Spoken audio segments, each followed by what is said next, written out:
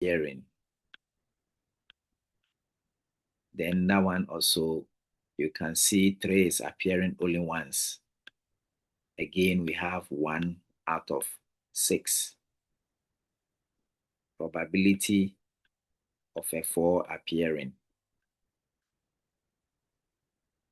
When you look through our sample space, 4 is also appearing once. That is also 1 out of 6. Probability of a 5 appearing.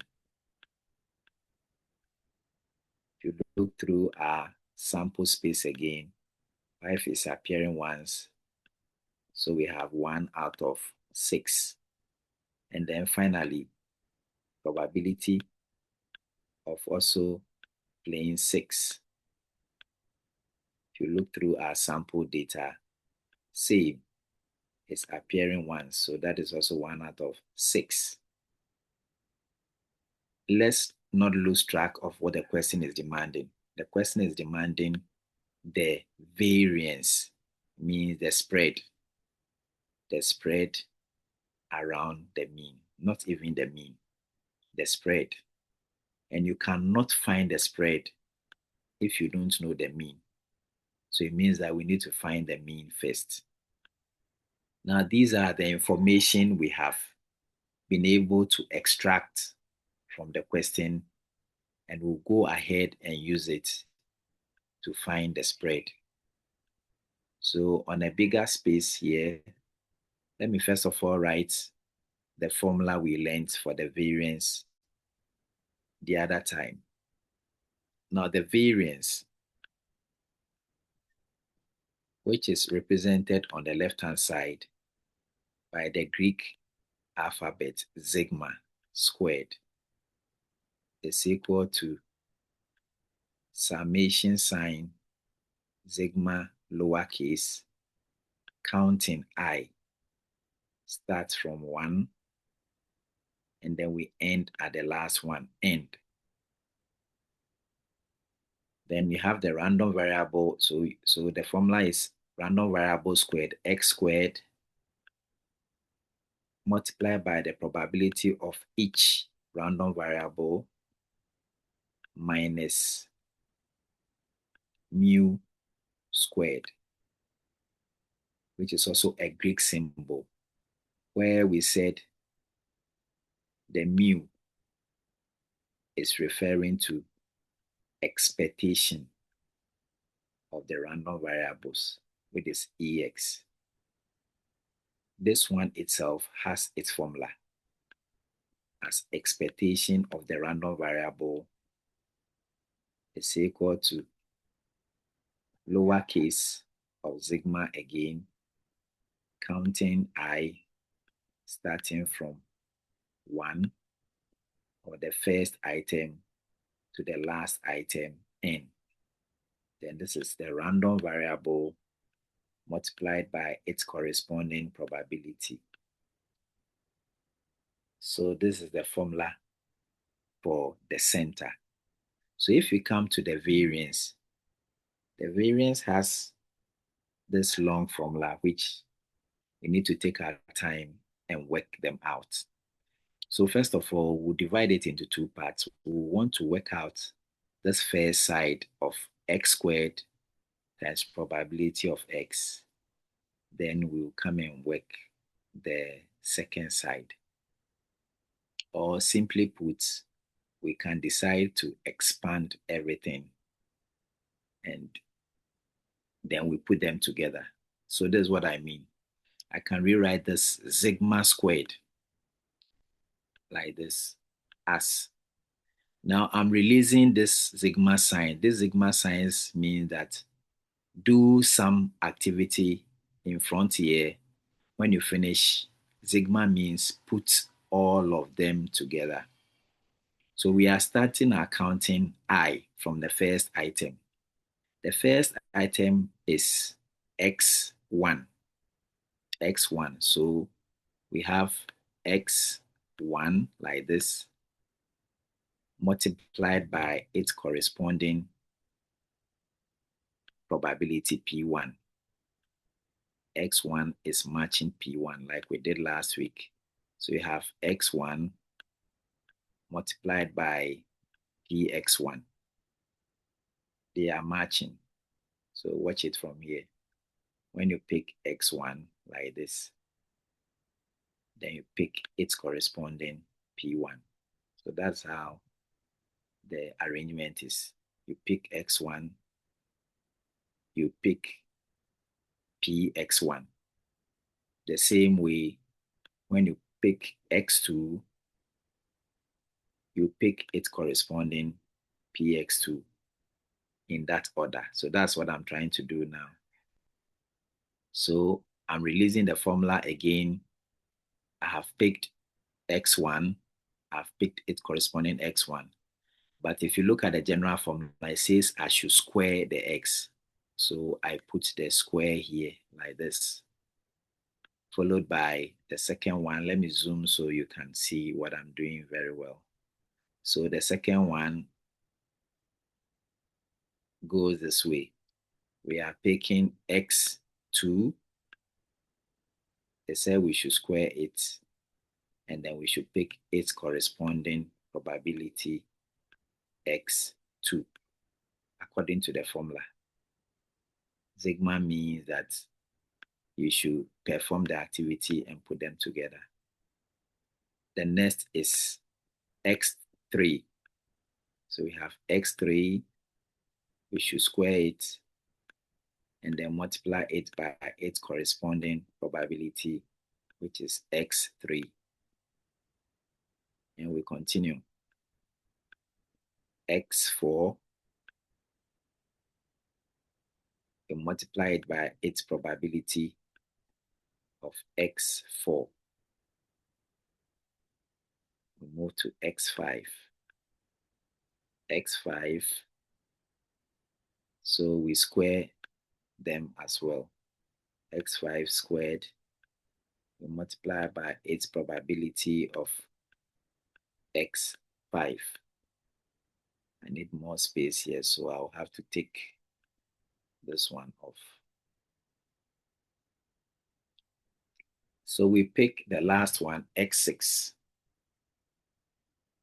So we have X6 squared.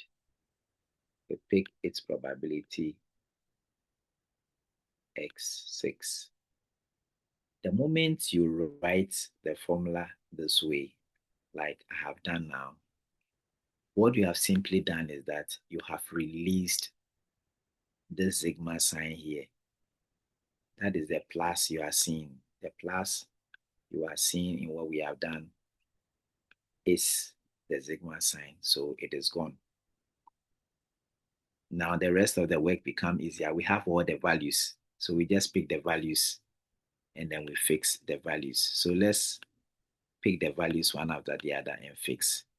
So our sigma uppercase squared is equal to, now x1 was 1. So it means that we have 1 squared multiplied by its probability is 1 over 6. So we have 1 squared multiplied by 1 over 6. Then we continue plus the second one, the x2 squared. The x2 is 2. So that also becomes 2 squared multiplied by 1 over 6 or 1 on 6. And then once you get a rhythm, you keep going. The next is 3. You have 3 squared multiplied by 1 on 6. Keep going. 4 squared multiplied by 1 on 6. Then we move to 5 squared multiplied by 1 on 6. And finally, we finish with 6 squared multiplied by 1 on 6. So more hard work to do now. If you do all this stuff on your calculator, you end up getting 1 on 6 plus the second one will give you 4 on 6. The third one will give you 9 on 6. The fourth one will be 16 on 6. The next is 25 on 6. And then the last one is 36 on 6. And I hope you remember the LCM we did the last time in class. Said you find the LCM for all of them. 6. 6 will be here 1. 1 times 1, you have 1. Same thing, 6 will be here 1. 1 times 4, you have 4. 6 will be here 1. 1 multiplied by 9, you have 9. 6 here 1 multiplied by 16, you have 16. 6 here 1, then you have 25. And then 6 here 1, you have 36. So all we do now is to put all the numerator together, and then we divide by denominator. So you can also try it as I try to put them together. Let's see whether we can have the same result at the end of the day.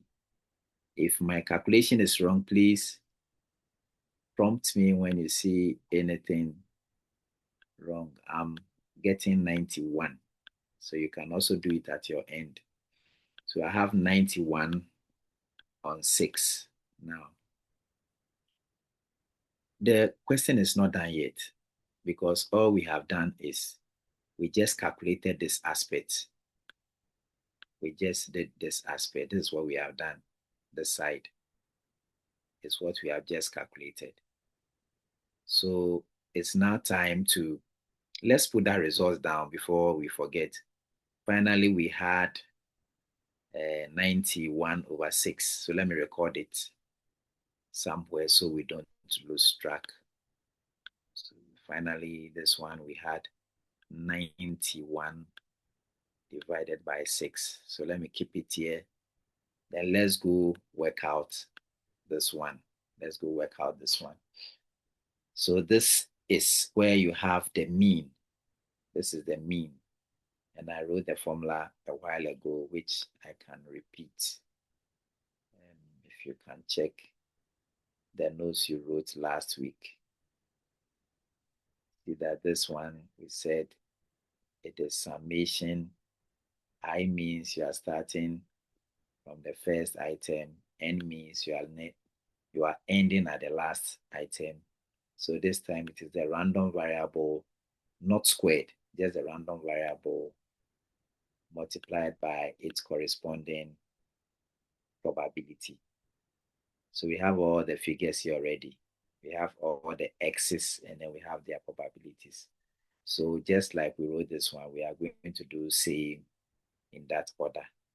So let me try and squeeze it somewhere here and then we can make progress with it. That means that the expectation of x, according to the data we have, can be written as follows.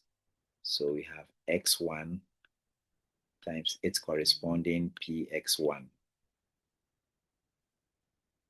plus x2 times its corresponding px2. Let me write it well. Times its corresponding px2.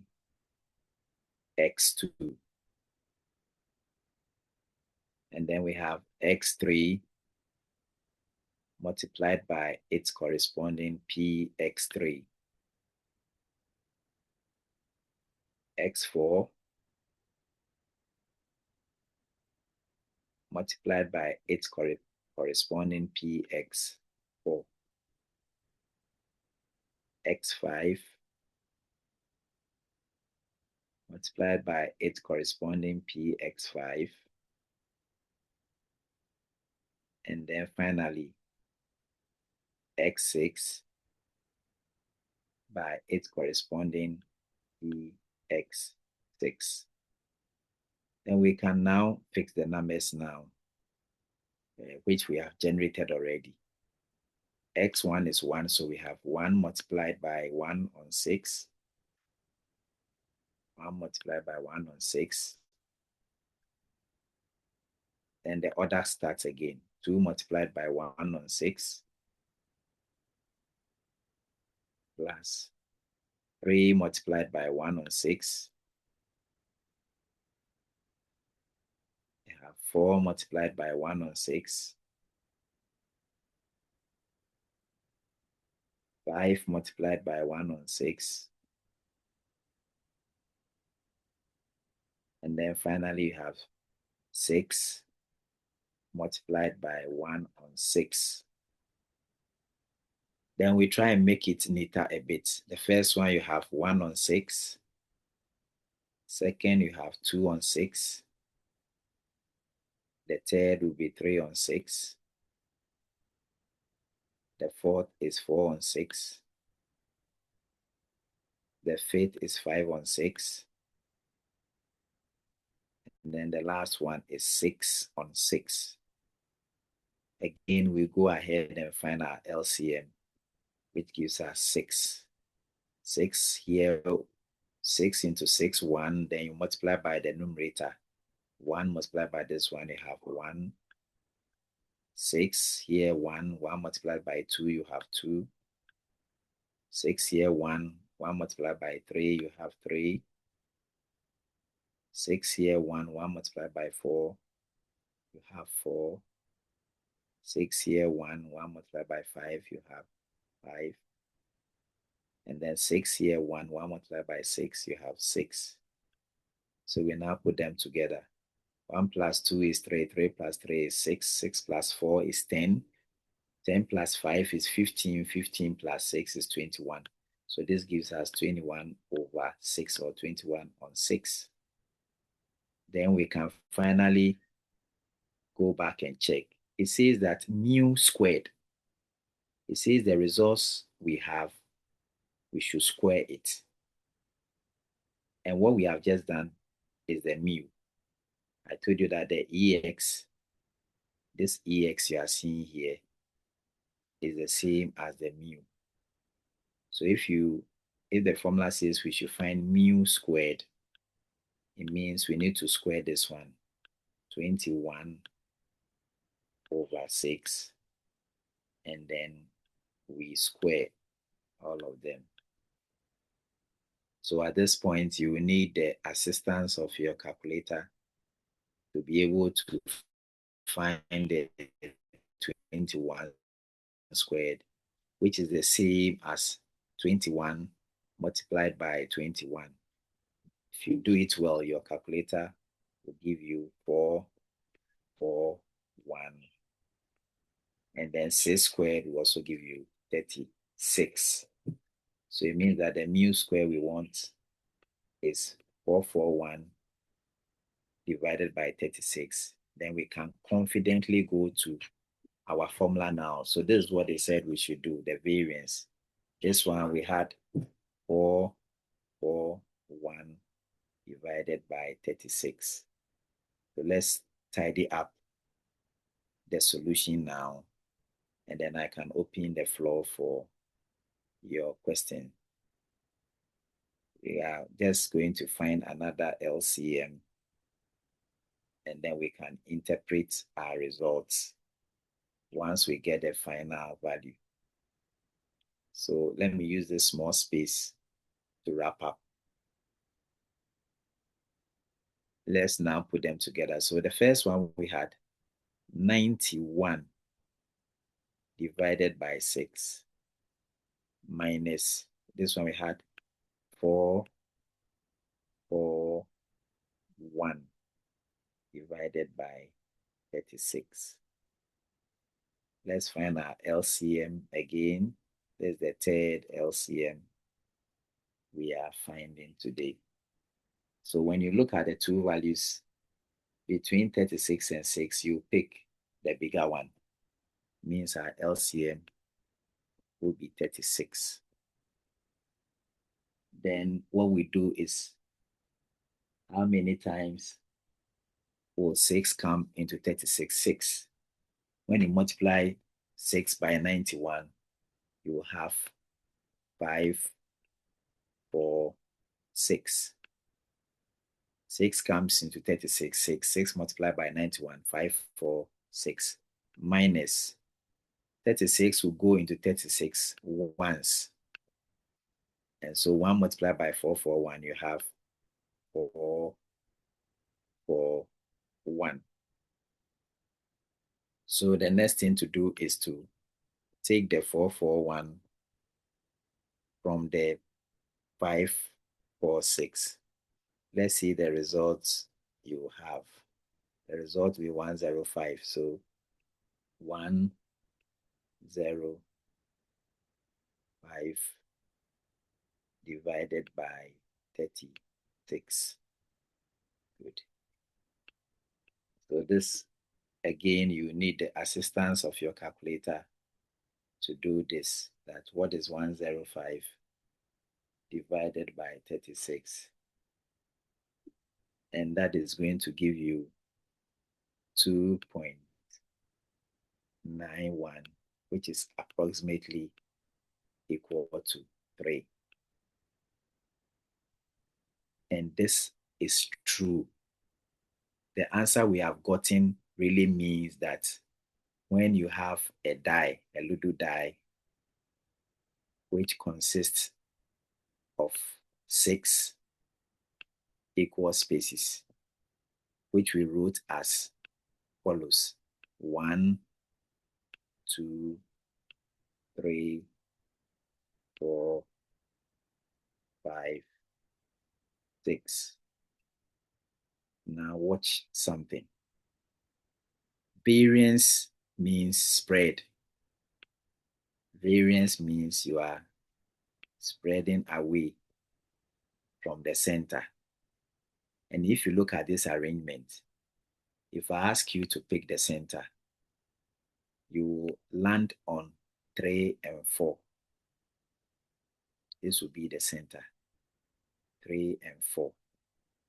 So if the center can be 3 and 4, what it actually means is that 3 can represent the center, or 4 can represent the center, because where they are, if you move to the right, you have 2 numbers here.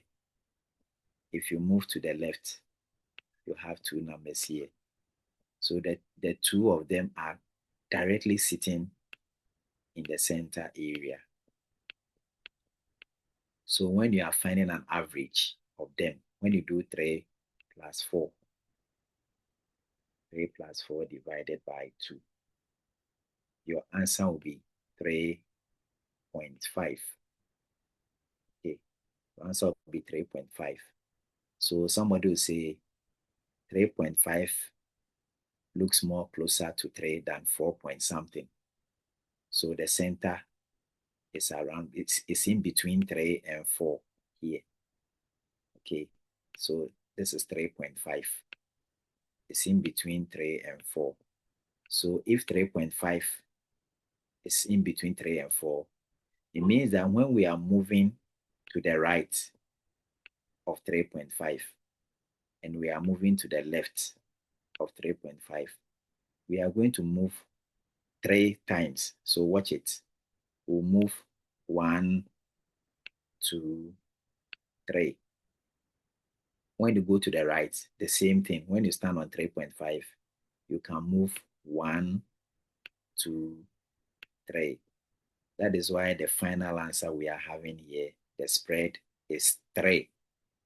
It means that when you stand at the center and you are moving, you can spread 3 to the left and then 3 to the right, which validates our answer and tell us that the solution we have worked it out very well, because naturally we know how the die looks like. And once we have established that you can't play the die more than 6, and then you can't play below 1. It means we are restricted between 1 and 6. So if 3.5 is our center, how can it spread? It can only spread to 6, and it can also spread to 1. And what will be the movement of the spread? It has to first of all move to 3, it moves to 2, it moves to 1. That is 3. That's what you are seeing here. If it wants to go to the right, same thing. It has to move to 4, it moves to 5, it moves to 6. That is also 3. Therefore, the answer to this question that we have been asked, that find the variance of the number x shown on the face of a die when it is true ones, we can confidently say that that variance or spread is the number 3. You can spread 3 to the left or 3 to the right. Any question about this solution before I proceed to the next one? If you have a question, please lift up your hand. Let me respond before I move on to the next one. Because of our time, we may not be able to finish the next one. Like I said, I'll start and then, yes, Philip, unmute yourself and ask your question. Okay, sir. I get where we expanded the summation starting from 1 to ending to the last number, which is the variance, the formula for the variance. Okay, so you mean this one, what I'm showing you now, this one, Yes, sir. or the Where formula? you highlight, yeah, the formula. Where you highlighted the formula. Okay, you want to see the formula? Yes, sir. I think It's up here. Yeah, I can see it now. you can see it. Yeah, where you've highlighted with the yellow ink. Oh, okay. Let me go there. Okay, this one. Yes. Yes, sir. Okay. Uh-huh. So I get how we broke down the one you circle with the black. Yes. Okay. Then the P event, that Uh-huh. was, I just got a little lost over there. You mean this piece that I wrote here? For this one I understand. So Uh-huh. where do we what number do we put at the PX, the probability of events? You mean inside the bracket, what number do we put there? Yes, sir. Oh, that is easier. So you see that I was representing the various numbers you can play on the die as follows. I said if you Yes, play sir. 1 on the die, we represent it by x1. X1. Yeah. If you play 2, we do it x2. So the number you see at the end of the X is showing you the face of the die that we are likely to play. And then Okay. I said their probabilities are representing the chances of them appearing. And Okay. then I said that if you want to calculate the probability, we learned from class last week that we use this formula called the probability of the event equals the sample point divided by the sample space. And we also learned in class that when you put all the possibilities together, like the way we have 1 to 6, when you put all of them together, it is called the sample space. When you get all the possibilities together, it is called the sample space. But then when you want to concentrate specific on individual numbers,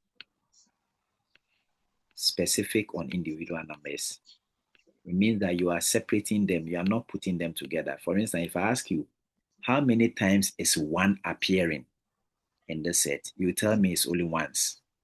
How many is 2 also appearing? 2 is also appearing only once.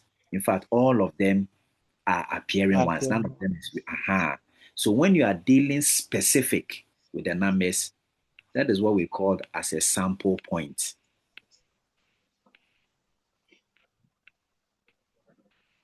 So the formula is saying that now what are your chances? So let's start with 1. What are your chances of playing the number 1? Then we go to our list. This is our list. 1, 2, 3, 4, 5, 6. What are the chances of playing 1? 1 is appearing only once. So that's our sample point. That is 1. 1/6. Very good. Our sample space is 6. So if you have observed carefully, all of them are having 1/6. 1/6. All of them. Yes. Yes. Because all of them are appearing only once. None of them is appearing twice. So that is how come we're able to generate this one. So the trick is that all you need is that look for all your X values. When you finish, look at all their probabilities and then fix them in the formula. That is what the formula is demanding. That fix all X's here, fix all the probabilities also here. But the difference here is that for this one, it says square the X. For this first part, it says square the X. But for this second part, this mu, I did mention that this mu is a representation of EX like this. And the EX, remember I wrote its formula, I just cleaned it somewhere here.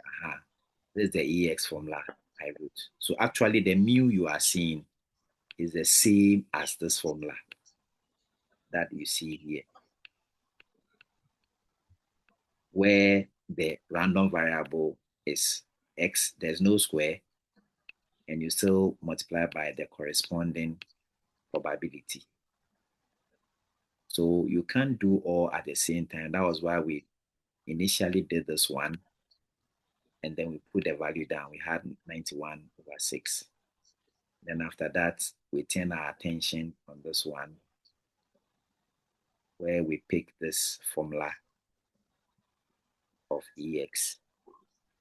And then after that, we need to square the answer because in the formula, it is mu squared. But this is only representing mu. So when you square it, you get the answer. So that was what we did. And then we had the 441 divided by 36. If you remember, 36. before the Yes. 441, we had a certain value here, which was 21/6. 20/6. Yes. But because we wanted it squared, we just squared it. And then we squared the 21, we had 441. We squared the 6, we had 36. And then we came up here to the actual formula we were using. And we did the substitution. And that was how come we were able to have 91 divided by 6 minus 441 divided by 6, 36. And we had a variance of 3. Now, the reason why I'm excited about the answer is that all this while what we have been doing about this frequency and probability is it's like you have a number line. A number line has a center of 0. When you move to the right, you are on the positive direction. When you move to the left, you are on the negative direction. So if I move step 1 here, that is +1. But if I move step 1 here, that becomes -1. Then it keeps going. If I move +2 here, it means its opposite will be -2. And when I move +3 here, its opposite will be -3. Like this normal number line we were taught when we were in nursery and crèche and kindergarten. So what we actually did today was that now we want to measure our chances of playing a particular number. Chances of playing a particular number on a Ludo die. That was the task. So first of all, what do? We need to know the starting point of the numbers. And then we also need to know the ending point of the numbers. The only way you can know the starting point from the ending point is when you calculate what we call the variance. If you don't calculate the variance, you can't know the starting point, you can't know the ending point. So the variance actually is the spread of the numbers starting from the beginning to the end. And so if we stand at the center, then it means that when we are writing our numbers for the Ludo die that we know that it starts from 1, 2, 3, 4, 5, and 6. That's what we know. So if we want to know the center before we spread, it means we have to come within to find which number will actually represent the center. When you start your movement from the left, and then you also start from the right, you keep coming. You can't get a single number. You may come and settle on these two inner numbers. And the two inner numbers cannot be the center. They are individual points. We just need one number to represent the center. So the question is, how do you get the one number that represents the center? It means you need to put this together, this 3 and 4 together, and divide by 2. And that sends you to the 3.5. If you look at the location of the 3.5, it can go outside 3. It can't go outside 4. It means that the only place it can be is it can be between 3 and 4. So if it can be between 3 and 4, to move 3 to the right of the center, and then we should move 3 to the left of the center on the die, number on the die. That is what the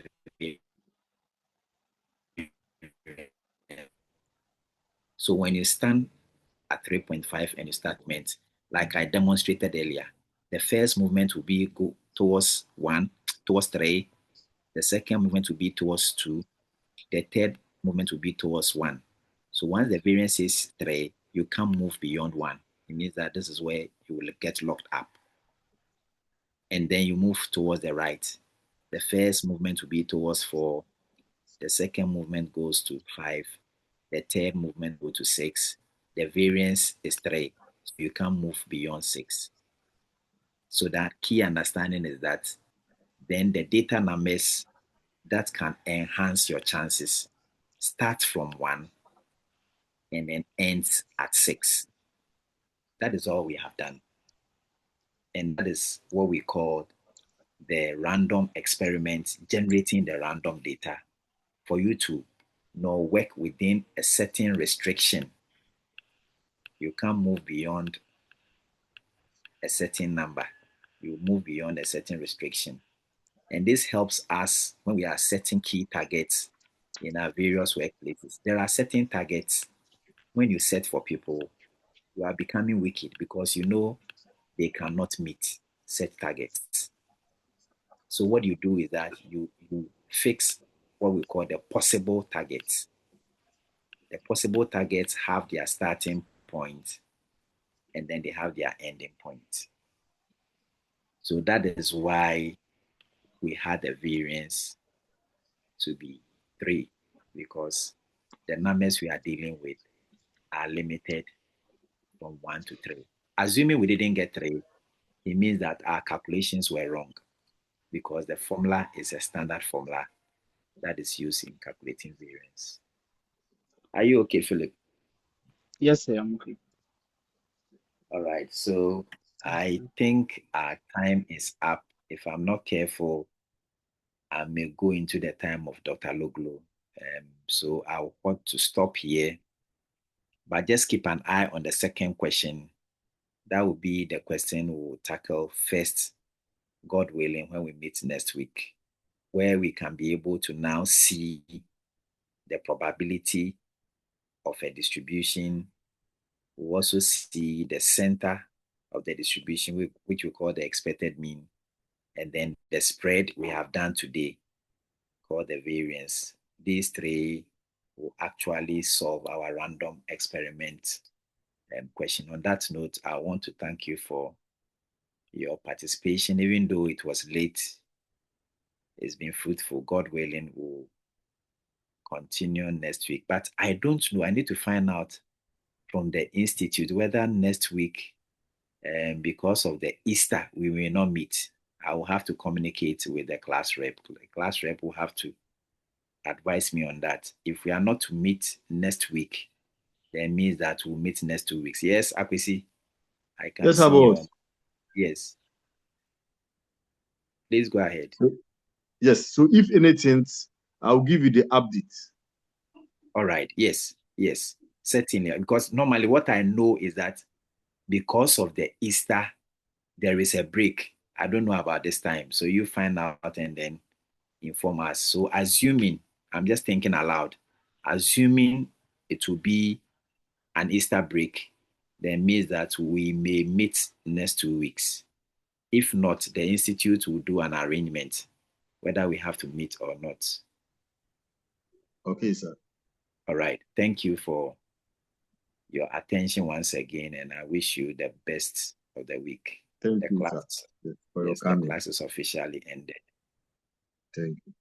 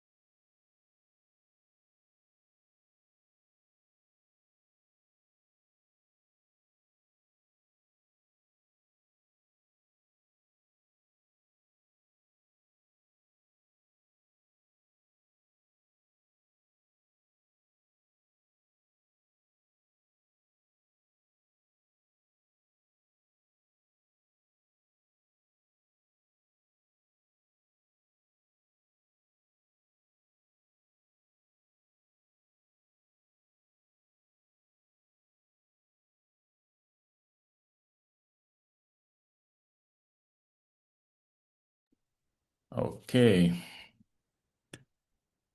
So good afternoon to everyone.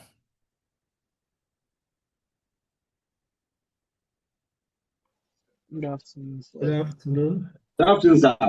Good afternoon, sir. All right. I hope you're all well.